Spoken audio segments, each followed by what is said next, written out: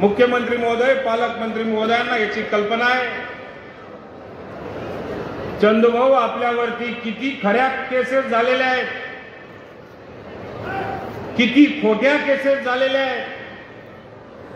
ज्या ज्या ठिकाणी जायचं असेल त्या त्या ठिकाणी चंदूभाऊला कसं कसं अडवलं जायचं, कसा त्रास दिला जायचा।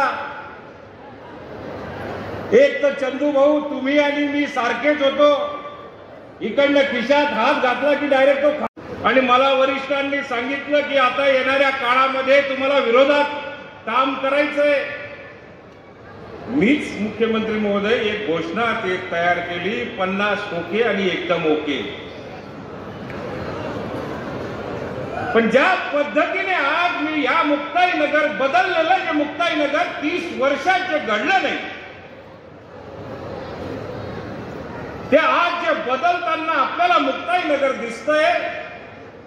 मुख्यमंत्री महोदय, मी विनम्रपणे या ठिकाणी माझी चूक झाली, मला ते म्हणायचंच नव्हतं। 50 खोके अजिबात नव्हते, ते विकासाचे हजारो खोके होते, असं दाव्यानिशी या ठिकाणी सांगतो।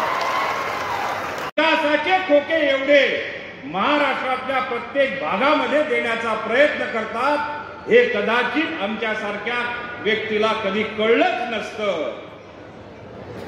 आज या कार्यक्रमानिमित्ताने या ठिकाणी एवढंच सांगतो, चंदूभाऊ, आपल्या माध्यमातून एक सांगण्यात आलं की ज्या 4 गावांचं पुनर्वसन करायचंय, त्या पुनर्वसनाचा जलसंपदा विभागाने आत्ताच त्याला मान्यता दिलेली आहे।